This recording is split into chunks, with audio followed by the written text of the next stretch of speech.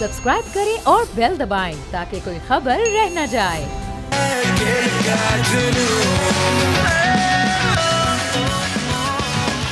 अस्सलाम वालेकुम। World cup cricket की एक खुसूसी ट्रांसमिशन, इसके साथ हम हाजिर हैं। मैं आपके साथ आमना खटाना, सहरिश दुहेब मेरे साथ आज की ट्रांसमिशन में साथ निभाने जा रही हैं। सहरिश, लग तो आपके सारे अटायर से लग रहा है जनाब के बड़े आपने दिलो जान के साथ आज पाकिस्तान को सपोर्ट किया, मैच देखा, लेकिन उसके बाद क्या हुआ सहरिश? भाई मैच बिल्कुल मैंने देखा और फिर वही बात है ना कि भाई क्रिकेट है, खेल है, किसी एक टीम ने जीतना है, किसी एक टीम ने हारना है, तो कोई बात नहीं, बेटर लक नेक्स्ट टाइम। ये तो बिल्कुल मुझे ऐसे लग रहा है तुम जीतो या हारो हम ज़हनी तौर पर तैयार हैं, हम ज़हनी तौर पर हाँ, अब ये बनता है हम ज़हनी तौर पर तैयार हैं, क्योंकि पाकिस्तान और इंडिया का जनाब जब हम देखते आ रहे हैं काफ़ी कुछ सालों से, अगर वैसे ओवरऑल स्टैट्स देखे जाएं तो पाकिस्तान ज़्यादा आगे है, क्योंकि वो जो हमारी पुरानी टीम्स थी उनको ये क्रेडिट जाता है कि उन्होंने इतनी बार जीत जो थी वो समेटी कि उसके बाद जो सिलसिला चल निकला हार का, अभी तक वो इंडिया उसको बीट नहीं कर पा रहा। लेकिन वर्ल्ड कप में पाकिस्तान जितनी बार भी इंडिया के सामने आया है हारता ही रहा है। ये हमारी एक बदकिस्मती भी रही है और साथ ही साथ बदकिस्मती के साथ ये भी कह दें हमारे जिस तरह से क्रिकेट एक्सपर्ट कहते हैं नीयत की कमी, वो हमें देखने को इसमें एक most of the time problem ये है कि नीयत तो मेरा ख्याल है कि शायद होती होगी कि हमने कोशिश करनी है, लड़ना है, खेलना है, लेकिन हम लोगों को ना ये जो प्रेशर है ना वो हैंडल नहीं करना आता। क्यों नहीं करना आता? कितनी बार आपने ये करना है? आपने एशिया कप में देख लिया क्या सिचुएशन रही पाकिस्तान की इंडिया के अगेंस्ट, वर्ल्ड कप में हमने देखा कि किस तरह की सिचुएशन रही। ठीक है, माना कि उनका होम ग्राउंड था, लेकिन होम ग्राउंड के अलावा भी जब हम श्रीलंका में अभी एशिया कप खेल कर आए हैं वहां पर भी इंडिया को फतह नसीब हुई। तो आपने ये प्रेशर को हैंडल करना कब सीखना? मसला ये है कि देखिए बात सारी होती है कि आप खेल कैसा पेश कर रहे हैं, और खेल पेश करने के लिए आप जिस रंग में खेलते हैं आपको उसी में खेलना पड़ता है। और जब आप अपने इस रंग को छोड़ के प्रेशर अपने ऊपर सवार कर लेते हैं ना नर्व्स पे, तो फिर आपका वो खेल आप पेश नहीं कर पाते। और यही होता है हाई वोल्टेज टाकरे में, सारा गेम ही असाबी होता है। तो खैर एनीहाउ अभी कुछ ना मैच की आज पहले बात कर रहे थे कि परफॉर्मेंस क्या रही थी आज। 7 विकेटों से जनाब, 7 विकेटों से यानी भारी मार्जिन से इंडिया ने पाकिस्तान को शिकस्त दे दी। और जो हमारे बल्लेबाजों की आज कारकर्दगी रही है माशाल्लाह से, किसी के 4, किसी के हाथ में 2, जो ये मिडिल ऑर्डर की बात कर रही हूँ मैं, 4, 2, 6, 2, 4 इस तरह के मामला चलते रहे। दिखाई ना दे, हाँ, उसकी कुछ झलकियाँ पहले आपको दिखा देते हैं। जी जनाब, ये झलकियाँ तो आपने देखी, लेकिन हम ना अब सारे सिनेरियो में ना मुझे ये समझ नहीं आई कि आई थिंक सो 155 पे 2 आउट थे। हाँ। और पिच ग्रिप कर रही थी और उसके बाद बाबर आजम का भी 2 आउट थे और बाबर आजम का आउट होना था कि उसके बाद विकेट्स की लाइन लग गई। पता नहीं, मतलब जब आपको ये फील होता है ना कि शायद जिम्मेदारी हम पे आ गई है तो आपसे खेला ही नहीं जाता। अच्छा, ये तो रवायत रही है वैसे, अनफॉर्चुनेटली पाकिस्तानी टीम में एक ये रवायत रही है कि आपकी जो जैसे ही 1-2 विकेट्स गिरती हैं दूसरे वाले फ़ौरन से प्रेशर लेकर आ जाते हैं और उसके बाद लाइनें लगना शुरू कर देती हैं। और फिर हम सोच रहे थे कि शायद आगे जाके जैसे ही हसन अली नवाज से मैंने तो उन्होंने ना चौका लगाया और मैंने सोचा चलो शायद ये जो स्लो गेम है ये थोड़ी सी तेज होने की उन्होंने कोशिश की है, वो जो एक प्रेशर है वो तोड़ने की कोशिश की है। हमने उठ के क्लैप किया, भाई चौका लग गया फाइनली। और वो उसके बाद फिर वो 4 रन के फ़ौरन बाद ही वो आउट हो गए। फिर वो जो एक उम्मीद थी फिर टूट गई कि ये क्या हुआ। फिर उसके बाद हमने रिजवान को भी आउट होते हुए देखा इन आंखों ने 49 पे, वो अपनी 50 कंप्लीट नहीं कर पाए। तो एक के बाद एक लाइनें लगती गई और इसमें हमारे जो बॉलर्स हैं उन्होंने भी कोई, वो कहते हैं ना कि कोई कसर नहीं छोड़ी, उनसे भी नहीं फिर वो परफॉर्म हुआ। पता है जो टेल एंडर्स होते हैं ना समटाइम वो परफॉर्म कर जाते हैं अनएक्सपेक्टेडली, तो वो एक हारा हुआ मैच आप जीत जाते हैं। हाँ। लेकिन यहाँ पर हमने ये देखा कि मिडिल ऑर्डर तो फिर बहुत दूर की बात है, उन्होंने भी नहीं किया, टेल एंडर्स तो फिर मुमकिन ही नहीं था। तो ये बड़ी अजीब सी बात है कि कंसिस्टेंसी हम लोगों के खेल में नहीं है। एग्रेसिव क्रिकेट पता नहीं हम कब खेलना शुरू करेंगे, हमारा माइंडसेट ही नहीं है। हम उस हीट को शायद फील कर रहे हैं क्योंकि अब दुनिया ने जो है ना क्रिकेट नेशन, उसने अब एग्रेसिव क्रिकेट खेलना शुरू कर दिया। हम लोग डरते हैं, हम लोग रिस्क नहीं लेते, हम लोग टेक्निकली उस तरह सोचते नहीं है। हमारा बस ये काम है कि यार किसी न किसी तरीके से बस खेलना है और बगैर समझे खेलना है। और जब सबसे पहली बात आ जाती है आपकी वो स्ट्रेटजी की, और ये सारी सिचुएशन जो है वो स्ट्रेटजी के बाद ही आप हैंडल कर सकते हैं कि अगर कोई ये वाली सिचुएशन बनती है तो उसका ऑल्टरनेटिव प्लान बी क्या होगा। तो इसी पर मेरे ख्याल में हम अपने जो क्रिकेट एक्सपर्ट हैं उनकी राय भी ले लेते हैं और उनको शामिल गुफ्तगू करते हैं। हमारे साथ अहमद कुरैशी, ताबिश मीर और साथ ही साथ डॉक्टर काशिफ अंसारी। बिल्कुल, काशिफ अंसारी हमारे साथ हैं। इन तीनों को हम शामिल गुफ्तगू करते हैं। अहमद, सबसे पहले आपकी जानिब आऊँगी। आज का जो हमने मैच अभी देखा इंडिया और पाकिस्तान का, बिल्कुल टोटली सबसे ज़्यादा तो चीज़ पाकिस्तानी कौम के साथ ये हुई, अनफेयर ये हुआ कि बिल्कुल वन साइडेड मैच हमें देखने को मिला। या तो हम कहते हैं कि नेक टू नेक मुकाबला था, लड़े हैं, मजा आया, लड़े हैं हमारे खिलाड़ी और उसके बाद हम हारे हैं तो कोई बात नहीं, फिर हम कह देते तुम जीतो या हारो हमें तुमसे प्यार है। पर अब हम नहीं कह सकते ये जुमला, अनफॉर्चुनेटली। देखें आमना, बिल्कुल ऐसा ही है। इससे पहले जब हम लोग, मैं आप और सलमान बात कर रहे थे तो हम लोग काफ़ी ज़्यादा एग्रेसिव भी थे, गुस्से में भी थे, और वो गुस्सा जो है वो जस्टिफाइबल भी था क्योंकि हमारी टीम जिस तरह से हारी है, इवन अफगानिस्तान या बांग्लादेश भी शायद कभी इंडिया के अगेंस्ट इस तरह से ना हारी हो। तो बहुत ज़्यादा डिसअपॉइंटिंग था। और ख़ास तौर पे जो आप बात कर रही थी ना मैच स्ट्रेटजी की, उसके साथ साथ मेरे ख्याल में जो इंटेंट होता है, इंटेंट और आपकी जो एक एग्रेसिव अप्रोच होती है, हमें ये डिसाइड करना पड़ेगा कि आखिर हम कब तक इसी तरह बुज़दिलों की तरह ग्राउंड में उतरते रहेंगे और डर डर के खेलते रहेंगे। देखिए आज भी तो आप ऑल आउट हुए हो, आज भी तो आप बुरी तरह से हारे हो, तो इस फियर ऑफ फेलियर को अपने ऊपर हावी करने की क्या जरूरत है? आप एक चांस लो, एग्रेसिव अप्रोच के साथ खेलो।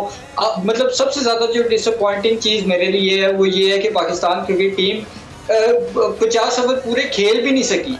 मैं कहता हूँ कि पाकिस्तान बेशक 190 रन ही बनाता, लेकिन एटलीस्ट 50 ओवर जो है वो पूरे खेल लेते। कम से कम ये टैग तो ना लगता आपके माथे पे कि आप जो है वो इंडिया के अगेंस्ट 8 ओवर 10 ओवर पहले ही आउट होके बाहर हो गए हैं। सो इस तरह की परफॉर्मेंस को आप किसी भी तरह से जस्टिफाई कर ही नहीं सकते। मैं उन लोगों में से हूँ जो हमेशा मीडिया पे बैठ के यही कहते रहे हैं कि अच्छे बुरे हालात आपकी टीम पे आते हैं, लेकिन अपने प्लेयर्स को, अपनी टीम को हमेशा सपोर्ट करें। लेकिन एक हद होती है, मतलब बिल्कुल आप सही कह रहे हैं, हद होती है। मैं इस चीज को जस्टिफाई या इस हार को अहमद आपने बिल्कुल ठीक कहा। मैं चाहूंगी डॉक्टर काशिफ आपकी तरफ आऊंगी, मुझे ये बताएगा, जैसा कि अभी अहमद ने कहा कि बिल्कुल जस्टिफाई नहीं है और एक हद होती है, आप इस हार की वजह क्या समझते हैं? मतलब हम क्या कहें कि क्या बाबर ने कोशिश की कि बस भाई खुद की परफॉर्मेंस को जस्टिफाई कर दे, जेलिन होके नहीं खेला, हम लोग क्यों, हमारी विकेट्स इतनी तेज़ी के साथ गिरी, हमने लड़ना क्या, हमारी नीयत नहीं थी लड़ने की, हुआ क्या एक्चुअली? बिस्मिल्लाहिर्रहमानिर्रहीम। सबसे पहले तो आप लोगों का शुक्रिया कि आपने क्रिकेट के तालिब इल्म को मौका दिया अपने प्रोग्राम में आने का। मैं बहुत कुछ सीख रहा था आपकी अभी गुज़श्ता गुफ्तगू से। बॉटम लाइन ये है कि जब मुल्क में मेरिट का कत्लेआम होगा, जब कोई शख्स उस जगह पे बैठेगा जहां से उसका कोई ताल्लुक ही ना हो या उसमें सलाहियत ना हो, तो फिर आप क्यों एक्सपेक्ट करती हैं, क्यों उम्मीदें लगाती हैं? पिछले 3 बरस से आपको कौन सी ट्रॉफी बाबर आजम ने जीत के दी है? आपको इस टीम ने कौन से ऐसे कारनामे करके? क्या आप बाबर आजम की बात कर रहे हैं, इमामुल हक की बात कर रहे हैं, या किसी और प्लेयर की बात कर रहे हैं? मैं सबकी बात कर रहा हूँ। हाँ, बीबी मोहतरमा, मैं सबकी बात कर रहा हूँ। मैं बात कर रहा हूँ रोटी गैंग की। मैं बात कर रहा हूँ उस कप्तान की जो बगैर तैयारी के वर्ल्ड कप में जा रहा है। उसको ये नहीं पता कि मेरा प्रीमियर लेग स्पिनर जो है वो 4 विकेटें ले लिए उसने पूरे साल के अंदर। क्या उसको ये नहीं पता कि हसन अली को मैं टीम में डाल रहा हूँ? प्लेयर्स की बात कर रहे हैं, आपको नहीं पता कि हमारे जो पीसीबी के चेयरमैन हैं वो कितनी तेजी के साथ तब्दील होते हैं और किस तरह तब्दील होते हैं? यही तो मसला है ना। मैं उसी की तरफ आ रहा था बीबी कि जब उसको जो शख्स, मतलब एक तो ये कि उसको पता है कि पीसीबी के चेयरमैन है वो भी ना है, वो भी किसी मेरिट की बुनियाद पे सिलेक्ट होके नहीं आए। जब वो नहीं आए तो फिर मैं भी ऐसा ही हूँ। मेरे ऊपर उंगली उठाने का इस कौम को क्यों हक है? क्यों बैठ के बोल टीवी के ऊपर और क्रिकेट के एनालिस्ट और पंडित बैठ के मुझ पर उंगली उठाएंगे? पहले पीसीबी के सदर से तो पूछें कि वो कौन से दरवाजे से डर बने। तो मेरा सवाल है, कप्तान देखिए, एक वर्ल्ड कप जीता है पूरे पाकिस्तान ने 76 साल तारीख में, और उस कप्तान ने टीम बनाई थी, उसने लड़के उठाए थे और लड़कों को कॉन्फिडेंस दिया था और इंजेक्शन लगा के क्रिकेट खेली थी उसने पूरे वर्ल्ड कप के दौरान 1992 में। हमारा कप्तान सिर्फ अपने लिए खेलता है, उसको ये नहीं पता कि ना उसके पास मैच विनिंग बॉलर है। साहब अपने लिए भी क्या खेला है? रोहित शर्मा ने जिस तरह जस्टिफाई किया है, मैं ताबिश आपकी तरफ आऊंगी। डू यू थिंक सो कि वैसी कोशिश की बाबर आजम ने भी? अच्छा, ये तमाम तर गुफ्तगू मैंने मुलाहिजा की काशिफ साहब मौजूद हैं, आप लोगों की जानिब से सवालात उठाए गए, अहमद ने भी वजाहत की। आप सबको पहले तो मैं सलाम पेश करूंगा और काफ़ी शानदार आगाज़ रहा इस प्रोग्राम का। इससे ज़्यादा अच्छा तो आज का मैच नहीं था जितना अच्छा ये प्रोग्राम में गुफ्तगू शुरू हुई है। काशिफ साहब ने सारा क्रेडिट 1992 के कप्तान को दे दिया, लेकिन हम गलती करते हैं 2009 के कप्तान यूनिस खान के साथ ज्यादती करते हैं, 2017 के चैंपियन कैप्टन सरफराज के साथ ज्यादती करते हैं। माजी को जैसी तल्ख बातें हैं जिनमें इमरान खान साहब जो हैं वो इंतहाई ज़्यादा कसूरवार ठहराए जाते हैं। कासिम उमर साहब का कैरियर उन्होंने ख़राब किया था, काशिफ साहब बेहतर जानते होंगे। सरफराज नवाज और इनका क्या मामला था वो बेहतर जानते होंगे। जावेद मियांदाद ने अपनी किताब कटिंग एज के अंदर क्या कुछ लिखा है, इमरान खान ने उनकी कप्तानी के खिलाफ बाकायदा लॉबिंग की थी। ये तमाम चीज़ें पाकिस्तान क्रिकेट का हिस्सा है। माजी में अगर हम जाएंगे तो माजी से ये तमाम चीज़ें चलती हुई आ रही हैं जो आज तक जारी हैं। रोटी गैंग का उन्होंने जिक्र किया, सब कुछ किया, बिल्कुल इन तमाम चीज़ों ने पाकिस्तान क्रिकेट को आज नुकसान पहुंचा है। और बाबर आजम कह रहे थे, आपको याद होगा वर्ल्ड कप रवानगी से कबल लाहौर के कज़ाफी स्टेडियम में जहां वो प्रेस कॉन्फ्रेंस कर रहे थे, उन्होंने कहा था कि हम डिविलियर नहीं कर पाया रहे थे। तो आज पाकिस्तान ने डिविलियर कर दिया, डिलीवर पाकिस्तान टीम नहीं कर पाई। और यही कुछ हुआ पाकिस्तान की क्रिकेट के हलकों में कि पाकिस्तान टीम 2023 में भी हिंदुस्तान के खिलाफ अहमदाबाद में शिकस्त से 2-4 हुई। 1992 से लेकर जो चैंपियन कैप्टन की बात कर रहे थे काशिफ साहब, उनके दौर में भी पाकिस्तान हिंदुस्तान से हारा था, तो वो भी नहीं जिता पाए थे। और फिर ना तो वसीम अकरम साहब जिता पाए, इसके बाद आने वाले जो भी कप्तान थे वो नहीं जिता पाए, यूनुस खान भी नहीं जिता पाए, सरफराज अहमद भी नहीं जिता पाए। 2011 में बिल्कुल की हिस्ट्री है, ये सारी तारीख का हिस्सा ये चीज़ें हैं, लेकिन मैं नहीं अपनी टीम को उस तरह डिग्रेड करना चाहती। अदरवाइज अगर हम ये कहें कि कोई कंपैरिजन ही नहीं है, डिग्रेड वाली तो बात ही नहीं है ना। हम तो यहाँ पे बात करें आज के मैच में कहाँ पे फ्लॉज थे और उसके पीछे क्या रूट्स क्या हैं एक्चुअली। तो ये ताबिश उसकी जाने पॉइंट आउट कर रहे थे। अहमद, ये पॉइंट आपकी तरफ लेकर आती हूँ। जैसे अभी आप पहले बात कर रहे थे अटैकिंग क्रिकेट की, हमारे जो क्रिकेट एक्सपर्ट हैं वो चाहे आप लोग हों, हमारे पैनल, आप लोग हमारे पैनल का हिस्सा हैं। इससे पहले भी हम जो देखते रहे हैं, जितने भी हमारे साबिक क्रिकेटर्स हैं वो भी मुख्तलिफ चैनल्स पे आपको दिखाई देते होंगे। उनके भी अगर आप ओपिनियन सुन लें तो वो बार बार कह रहे हैं अटैकिंग क्रिकेट चाहिए, हमारी टीम को इस वक्त अटैकिंग क्रिकेट की ज़रूरत है। तो क्या पीसीबी की जानिब से टीम पर ये प्रेशर नहीं है कि भाई आपने इस तरीके से खेलना है? वो कब खेल हमें दिखाई देगा? क्योंकि जो एशिया कप में परफॉर्मेंस थी उसके बाद कुछ सख्ती तो होनी चाहिए थी, कुछ चैलेंज दिया जाना चाहिए था कि भाई आपने इस चीज़ पर पूरा उतरना है, वर्ल्ड कप में हमें ये चाहिए, इस टीम के साथ चाहिए, कुछ प्रेशर होता है।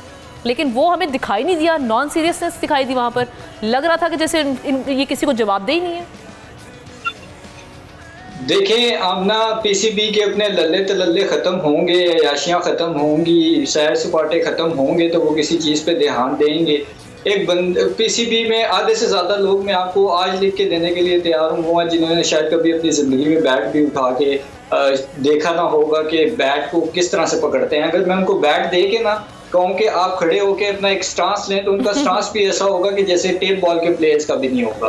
तो उन लोगों को जब आप सौंपेंगे तो फिर इसी तरह के नतीजे जाएंगे। और उनको एग्रेसिव अप्रोच या डिफेंसिव अप्रोच या अटैकिंग क्रिकेट का क्या पता है? ये तो लफ्ज जो आप बोल रही हैं ना, ये शायद उनके ऊपर से गुजर जाए। दूसरी चीज जो अटैकिंग क्रिकेट की बात हुई है, देखें अटैकिंग क्रिकेट का मतलब ये नहीं होता कि आपने क्लाशनकोफ लेके दूसरों के सर पे खड़े हो जाना है। अटैकिंग क्रिकेट का मतलब होता है कि आपका जो फियर ऑफ फेलियर है, हार का खौफ, वो आपके चेहरे पे नजर ना आए। आज जिस तरह से हमारे बैट्समैन आए हैं, क्या हमारा कप्तान और बाकी बैट्समैन, आपसे उनके हाईलाइट्स निकाल के बाकी 4 वाली कहानी को तो छोड़िए ना, जो 4-2-6 उन्होंने तो मजाक, बिल्कुल ही मजाक बनाया ना आज की गेम को। रिजवान की बात करें, रिजवान ने बड़ी अच्छी इनिंग्स खेली थी पिछले अगर मैच की बात की जाए, लेकिन आज तो रिजवान लग रहे थे बहुत ज़्यादा प्रेशराइज्ड, डरे हुए। वो इवन चौका लगाते हुए भी डर रहे थे कि कहीं गेंद हाथ ना आ जाए। मतलब लग नहीं रहा था कि वो बल्ले को शायद लगाना नहीं चाह रहे गेंद को, कि बल्ला लगे और थोड़ा सा कुछ चल जाए, मैच थोड़ा आगे बढ़े। बहुत स्लो क्रिकेट थी उनकी जानिब से भी। आमना देखें, जी मुझसे पूछ रही हैं आप? जी अहमद जी देखिए आमना, जब अगर आपकी टीम ना इस तरह की बैटिंग पैराडाइज विकेट, जो एक आइडियल विकेट है बैटिंग के लिए, उस पे अगर आपकी टीम 190 पे आउट हो रही है और इस तरह से आउट हो रही है, देखें मैं ये बड़ी एक स्टेटमेंट जो देने लगा हूँ, ये मैं बहुत सोच समझ के बात कर रहा हूँ कि इंडिया के बॉलर्स ने आपके बैट्समैन को आउट नहीं किया। आपके बैट्समैन अपनी गलतियों से खुद आउट हुए हैं। चाहे ऊपर से लेकर नीचे तक देख लें आप, आपके बैट्समैन उन बॉलों पे आउट हुए हैं जो आउट होने वाली बॉलें थी ही नहीं। सही। अच्छा अहमद, एक काम करते हैं, ये ठीक है, ये आपकी राय तो है कि टेक्निकली अपना डिसीजन मेकिंग है या फिर अपना जो खेलने का अंदाज था उससे हारे हैं, ये बॉलर्स की वजह से नहीं हारे। अब हमारे कैप्टन आज के इस मैच को लेकर उनकी अपनी क्या राय है कि हम क्यों हारे, वो क्या जवाब पेश कर रहे हैं, क्या उन्होंने बात की है, जरा नाज़रीन को वो भी हम सुनवा देते हैं। तो बाबर आजम की गुफ्तगू तो आपने मुलाहिजा कर ली। वो कह रहे थे कि जनाब 280 या 290 होता तो हम गेम अपने हाथ में लेके जा सकते थे। रोहित शर्मा ने क्या तासुरात का इजहार किया वो आपको दिखा लेते हैं। सुनी रोहित शर्मा की, और अगर विनिंग कैप्टन बिल्कुल। अच्छा, मैं काशिफ साहब आपकी तरफ आऊँगी। आपको पता है ये अभी एशिया कप के बाद और वर्ल्ड कप से पहले ये बाबर आजम का जो कॉन्ट्रैक्ट था वो रीन्यू हुआ और उनको 200% का रेज मिला है। मतलब आप अंदाज़ा लगाएं, मतलब 100% भी नहीं, 200% उनकी सैलरी में इजाफा हुआ है। और वो एक कैटेगरी में शाहीन शाह अफरीदी भी थे, वो भी तो एक दो और क्रिकेटर्स हैं।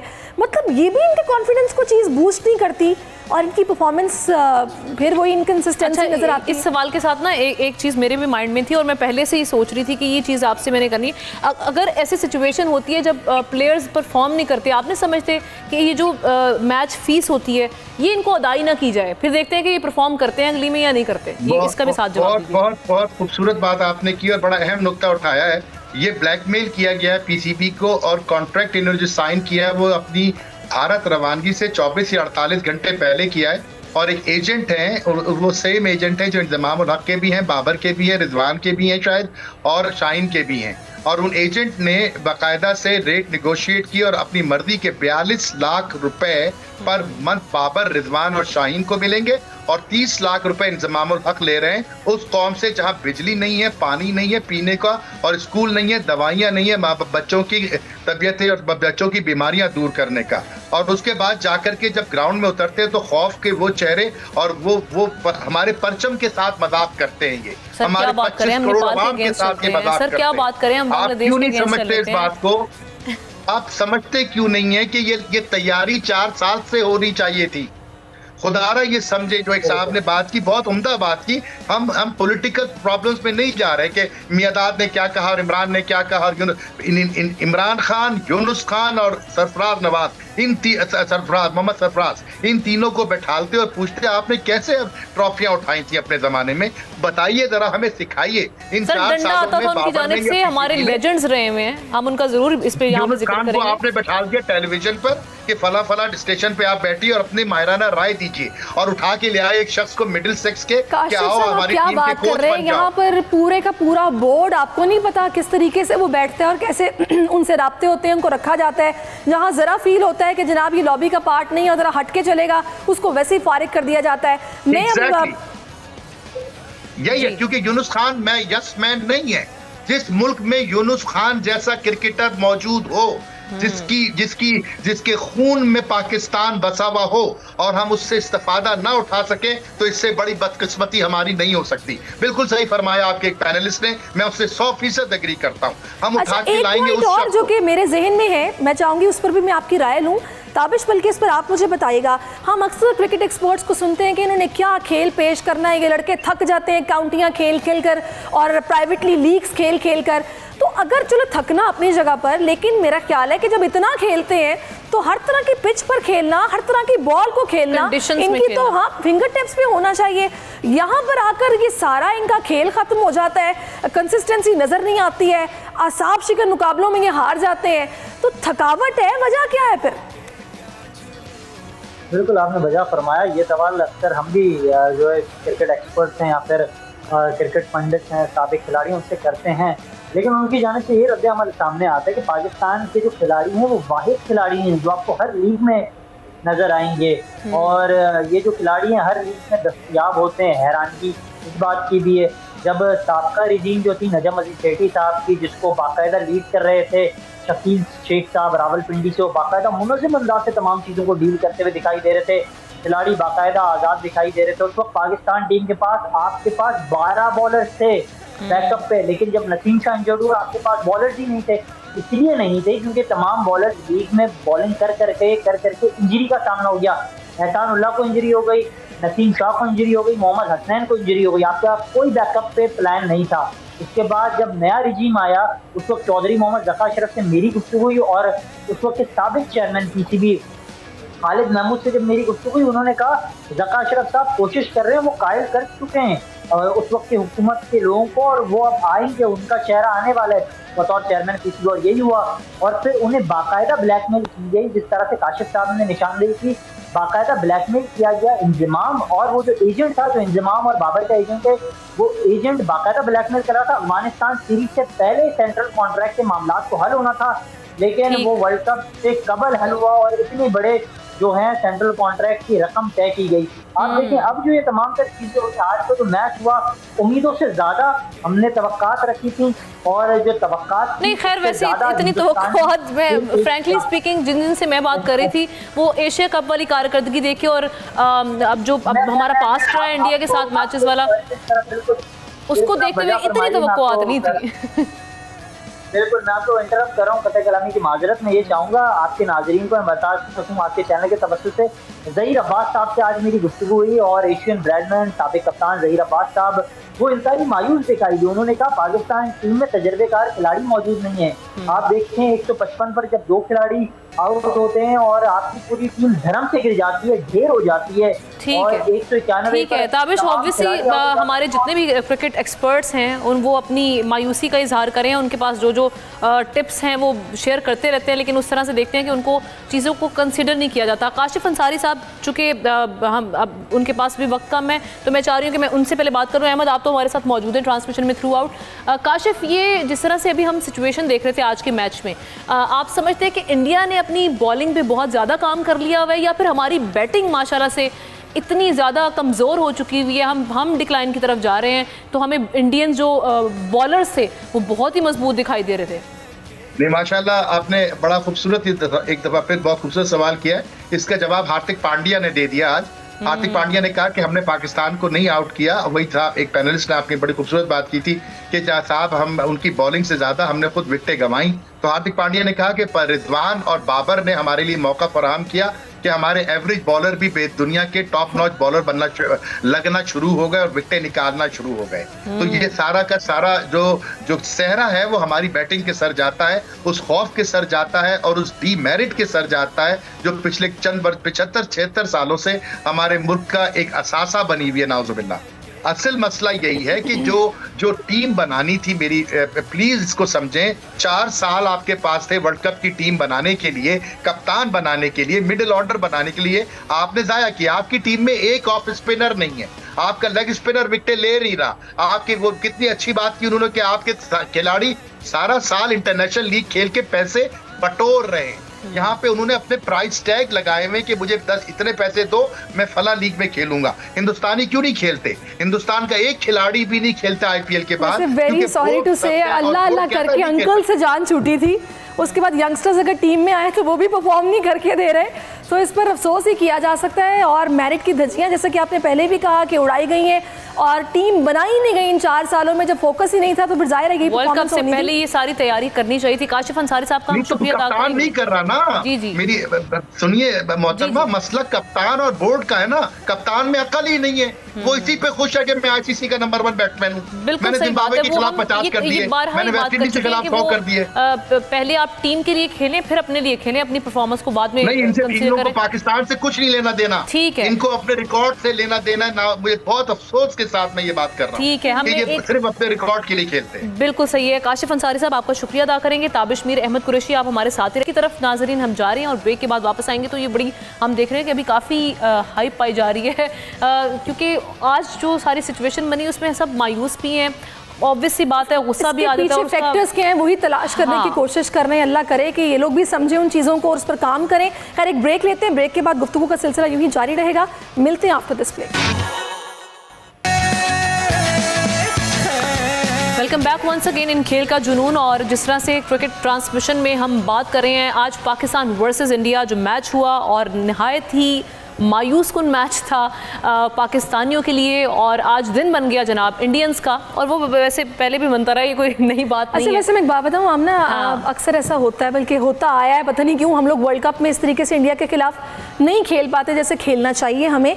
तो अक्सर कभी जीत भी जाए ना गलती से, तो अक्सर पाकिस्तानी भी कहते हैं कि भाई हम इंडिया के खिलाफ जीत गए ना, समझो वर्ल्ड कप जीत गए। वर्ल्ड कप भले हम जीते ना जीते कोई मसला नहीं है। इस बात से ना एक ट्वीट आज मैं पढ़ रही थी कहीं पे, वो कहा जा रहा था कि जनाब ये हम हारे इसलिए हैं ताकि हम वर्ल्ड कप जीत लें, तो आगे रेस्ट जो जितने भी हमारे मैचेस पड़े हैं वो हम नहीं जीतने हैं। तो जनाब ये इस तरह की जो उड़ाना बंद कर दें, इस पे परफॉर्मेंस का बहुत किरदार होता है, और आप परफॉर्म करेंगे तो आप वर्ल्ड कप जीत सकते हैं। दूसरा, इस परफॉर्मेंस आज दिख रही थी कि हाई वोल्टेज टाकरा कहते क्यों है भाई? जाहिर है इतना क्राउड और इतनी बड़ी तादाद में लोगों का जाना, फिर हाई ऑफिशियल्स का जाना, क्रिकेटर्स के अलावा वहाँ पर बॉलीवुड के कितने स्टार्स आए हुए थे। तो राइवल्स असल में मैच खेल रहे होते हैं, इसलिए शायद उसको हाई वोल्टेज टाकरा बना दिया जाता है। लेकिन आज अहमदाबाद में स्टेडियम में क्या सूरत हाल रही, किस तरह से आज के मैच को जो था सेलिब्रेट किया जा रहा था, या क्या फेस्टिविटी का वहाँ पे समा था, हमारे नुमाइंदे एजाज वसीम बाखरी अहमदाबाद में मौजूद हैं, उनसे जानते हैं। एजाज, आज की जो सारी सिचुएशन थी, पहले तो आप वो बताएं, क्योंकि आपके जो तासुरात हैं, जो दुख है, वो आप इजहार ज़रूर कीजिएगा, लेकिन वहाँ पे अहमदाबाद में क्या होता रहा, वो मैं चाहूँगी कि आप उसकी मंजरकशी करें। देखें, अहमदाबाद स्टेडियम में पहली बात तो यह है कि इंडिया ने जो अपने 9 राउंड मैचेस उन्होंने जिस तरीके से प्लान किए थे, वो उसी हिसाब से कामयाब हो रहे हैं। उन्होंने अपना पहला मैच मजबूत हरीफ ऑस्ट्रेलिया के खिलाफ चेन्नई के स्पिन विकेट पे रखा, उनको 200 रन पे आउट किया और वो जीते। और 3 स्पिनर्स के साथ इंडिया अब तक 3 वर्ल्ड कप के मैच खेल चुका है, और अगेंस्ट ऑस्ट्रेलिया उन्होंने 3 स्पिनर खिलाए थे। अब उन्होंने तीसरा स्पिनर नहीं खिलाया, ना आज खिलाया ना अफगानिस्तान के खिलाफ खिलाया। फिर उन्होंने अपना दूसरा मैच अफगानिस्तान के साथ दिल्ली में रख दिया, जो कि बैटिंग ट्रैक था। वहां पर साउथ अफ्रीका 425 रन कर गई थी, तो इंडिया की बैटिंग लाइन हम जानते हैं बड़ी थी, वो वहां पे भी सक्सेसफुल हुए। पाकिस्तान के खिलाफ जानबूझ के यहाँ अहमदाबाद स्टेडियम में, ठीक है, रेवेन्यू को देख के 1,32,000 करोड़ कैपेसिटी है कि ज्यादा पैसे आएंगे, टिकट्स महंगे बिकेंगे, वो रीजन थी।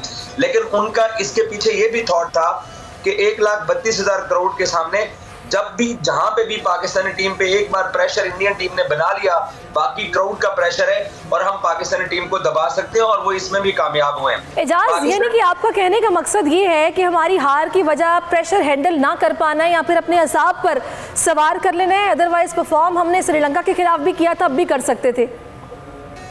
देखिए, मैं इस टीम के साथ पिछले 3-4 साल से ट्रेवल कर रहा हूँ। पाकिस्तानी टीम का प्रॉब्लम ये है कि ये इंडिया के खिलाफ जब मैच खेलती है तो ये घबरा जाते हैं। 2022 के T20 वर्ल्ड कप में MCG ऑस्ट्रेलिया में तकरीबन 1 लाख करोड़ कैपेसिटी है, वहां 80,000 इंडियंस थे, 20,000 पाकिस्तानी थे, वहां पे भी हम घबरा गए। अभी कोलंबो में 1 महीना पहले एशिया कप में भी पाकिस्तानी टीम इंडिया के सामने गई, इंडिया ने किया 347 और हमने किया सिर्फ 128, हम वहां पे भी घबरा गए, और यहाँ पे भी टीम पाकिस्तान की घबरा गई है। हुआ क्या है आज कि पाकिस्तान के 150 के ऊपर 2 आउट हैं, और पाकिस्तान की टीम जनाब आपके सामने 200 रन भी नहीं बना सकी है।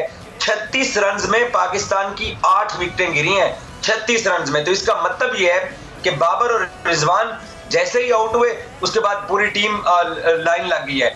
सो मुझे ये लगता है कि पाकिस्तानी टीम को कम से कम अब वो वाली मिथ हमने तोड़ दी थी 2021 में दुबई में इंडिया को हरा के, लेकिन अब फिर से हम उसी प्रेशर में चले गए, और ये बाबर माने या ना माने, इनकी टीम अंडर प्रेशर। अच्छा, वैसे एजाज, आप चूंकि अहमदाबाद में नरेंद्र मोदी स्टेडियम में मौजूद थे, तो वहाँ का माहौल तो जाहिर है, हमने पहले भी कहा कि आप ज़्यादा बेहतर बता सकते हैं, क्राउड किस तरह का था? मतलब जाहिर है, ठीक है, हमने वैसे परफॉर्म नहीं किया, लेकिन हूटिंग, शोर शराबा, क्या वहाँ पर माहौल था? थोड़ा सा बताएंगे, क्योंकि हम तो वहाँ नहीं थे, लेकिन आपकी बातों से हम एंजॉय कर सकते हैं थोड़ा बहुत। मैं आपको सच बताऊं, मैच शुरू होने से पहले और मैच खत्म होने के बाद तकरीबन कोई 100 के करीब लोग जो है ना, वो उनके साथ चिट चैट की, वॉक्स करते रहे। जितने क्रिकेट फैंस है, मैच हारने के बाद, जीतने के बाद इंडिया ने जब जीता, तो वो सब कह रहे थे कि हम पाकिस्तान टीम से ये वाली तवक्को नहीं कर रहे थे कि ये टीम ना 50 ओवर पूरे खेलेगी और ना 200 रन पूरा करेगी। सब लोग ये कह रहे थे कि पाकिस्तान यहाँ 300 रन बना सकता है और इंडिया को टफ टाइम दे सकता है। तो इंडियन क्राउड ने ना तो कोई होटिंग की, ना ही किसी ने पाकिस्तानी प्लेयर्स के बारे में कोई बात की। हालांकि इंडियंस जीत गए और उनकी उस तरह की सेलिब्रेशन। लेकिन वही अगेन बात आती है एजाज, आपको मजा नहीं आता मैच का। हम भी यही चाहेंगे कि जब भी हमारा इंडिया के साथ मुकाबला हो, जब हम भले दुआ कर रहे होते हैं कि इंडिया हार जाए, लेकिन चाहते हैं कि मैच फंस के हो, वो किसी भी टीम के साथ हो, आपको मजा आता है मैच देखने का। एक सनसनी फैल जाती है, अगली बॉल पे नजर होती है कि अब क्या होने जा रहा है, धड़कनें थम जाती हैं। तो उसमें जो मजा है, उस थ्रिल में, वो हमने आज मिस किया। और वो आप सही कह रहे हैं कि इंडियन फैंस ने यकीनन मिस किया होगा। उनकी होम ग्राउंड थी, हमने देखा कि जिस तरह से वो नारेबाजी भी कर रहे थे, एंजॉय कर रहे थे, लेकिन ये चीज़ जो थी मिसिंग थी, और इस चीज़ को उन्होंने भी मिस किया होगा। अच्छा,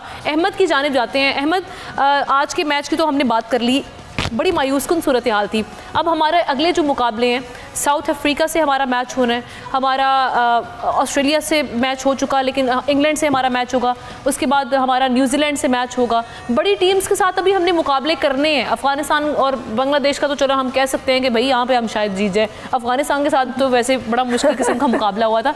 तो ये बड़े बड़ी जो टीम्स हैं, इनको कैसे हैंडल करेंगे सारी सिचुएशन के बाद? ये जो आज बैटिंग और जो बॉलिंग थी बड़ी मायूसकुन थी। अच्छा आमना, एक तो आपने जो पॉइंट उठाया था कि जिन प्लेयर्स ने परफॉर्म नहीं किया उनको मैच फीस नहीं मिलनी चाहिए। हाँ। मैं अपनी मदर से बात कर रहा था तो उन्होंने भी यही बात की थी। तो मेरे ख्याल में अभी तो एक कैटेगरी वालों को 60-60 लाख रुपया मिल रहा है, तो वो एटलीस्ट 60-60 स्कोर तो करने की कोशिश करें। रही बात पाकिस्तान क्रिकेट टीम के आने वाले मैचेस के हवाले से, तो देखें पाकिस्तान और ऑस्ट्रेलिया, ये दो इस वक्त ऐसी टीम्स हैं जो मुझे लगता है कि स्ट्रॉन्ग कम बैक कर सकती हैं। इनके अंदर पोटेंशियल है कि ये स्ट्रॉन्ग कम बैक करें। अब Pakistan cricket team strong come back कैसे करेगी? पाकिस्तान क्रिकेट टीम में इस वक्त परफॉर्मेंसेस का इतना मसला नहीं है। पाकिस्तान क्रिकेट टीम में जो सारा मसला है वो प्रेशर हैंडलिंग का है। आज भी अगर पाकिस्तान क्रिकेट टीम नाकाम हुई है तो प्रेशर हैंडलिंग की वजह से हुई है। अदरवाइज हम जानते हैं कि श्रीलंका के खिलाफ जिस तरह से हम खेले, अगर उसके 50% तरीकाकार पे भी अगर आज हम खेलते तो शायद मैच थोड़ा सा टफ जाता। तो मेरे ख्याल में पाकिस्तान क्रिकेट टीम को एक तो कुछ आज चेंजेस करने पड़ेंगे फोर्सफुली। अब अगर नहीं करेंगे तो फिर हमें आज़ाद भुगतेंगे जैसे आज हम। अच्छा, मैं चाहूँगी बिल्कुल आपने ठीक कहा। ताबिश, आपके ख्याल में नेक्स्ट मैचेस के लिए चेंज अगर हमें टीम में कोई लेके आना है तो आपके ख्याल में वो क्या चेंज हो सकता है? बिल्कुल चेंजिंग की ज़रूरत है। आप देखें, आप कप्तान की जाने से प्रेस कॉन्फ्रेंस की जाती है, वो तो कहते हैं कि मेरे तमाम बॉक्सेस को मैंने बेहतरीन अंदाज से टिक कर लिया है, लेकिन आपकी बॉलिंग नाकाम हो जाती है। आपके पास कोई मिडिल ऑर्डर नहीं है। बाबर और रिजवान के आउट होने के बाद लाइन लग गई। सऊद शकील एक नौजवान खिलाड़ी है, उन्हें वर्ल्ड कप का डायरेक्ट एक्सपोजर मिल गया, इतना उन्होंने क्रिकेट खेली नहीं। वो एशिया कप में बेंच पे मौजूद थे। इफ्तिखार अहमद जो है वो इन एंड आउट टीम के साथ रहे हैं, लेकिन उनकी परफॉर्मेंस जो है, कभी छोटी टीम के खिलाफ तो वो 100 कर देते हैं, लेकिन बड़ी टीम के खिलाफ जब रन बनाने की जरूरत होती है तब वो परफॉर्म नहीं कर पाते हैं। आज भी यही हुआ। इसके बाद आपके पास जो लोअर मिडिल ऑर्डर है, आज से पहले आपको याद होगा माजी में आपके पास अजहर महमूद होते थे, अब्दुल रज़ाक होते थे, शाहिद खान आफरीदी होते थे, उधर उमर अकमल आकर आप बैटिंग करते थे। आज आपके पास ऐसी मिडिल ऑर्डर नहीं है, स्ट्रॉन्ग लोअर मिडिल ऑर्डर। आपका शादाब खान है जो असल में टीम के साथ बतौर गेंदबाज लेग स्पिनर के तौर पर गए, लेकिन वो उस हल्के में कामयाब नहीं हो पा रहे हैं। मोहम्मद नवाज हैं, वो भी खातिर खा उस अंदाज से बॉलिंग का मुजाहरा नहीं कर पा रहे हैं। तब आपको मौका देना चाहिए, उसामा मीर को स्क्वाड का हिस्सा बनाना चाहिए। जलालुद्दीन साहब से जब मेरी बात हुई साबिक टेस्ट क्रिकेटर से, तो उन्होंने भी कहा तो उसामा मीर डिजर्व करते हैं उस स्क्वाड में। आपको फखर जमान को टीम में करना होगा, वो काफ़ी एग्रेसिव बैटर हैं। अगर आगाज के 10 ओवर में वो हार्ड हिटिंग करेंगे तो जो आज 57 रन बने, अगर 70 रन होते तो उस तरह से प्रेशर नहीं होता। अहमदाबाद की कंडीशंस में कुछ खातिर का बेहतरी होती।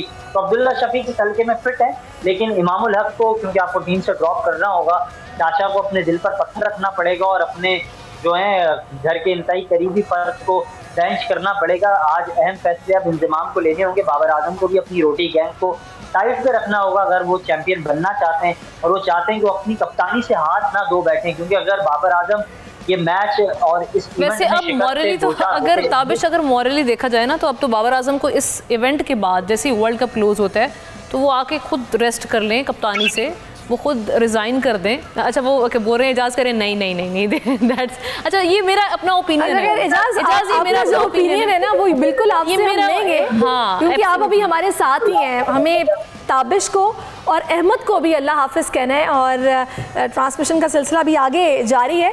तो मैं thank you so much Tabish और अहमद, आप दोनों हमारे साथ मौजूद और अपनी जो आपने माहिराना राय है उससे हमें आगाह किया। तो मेरा ख्याल है मामना को इजाज़त दी जाए। एग्जैक्टली और ब्रेक लेंगी और फिर उसके बाद ट्रांसमिशन दोबारा जारी रहेगी, खेल का जुनून, और एजाज वसीम बाकरी हमारे साथ मौजूद हैं। तब तक आप हमारे साथ ही रहेगा। सब्सक्राइब करें और बेल दबाएं ताकि कोई खबर रह न जाए।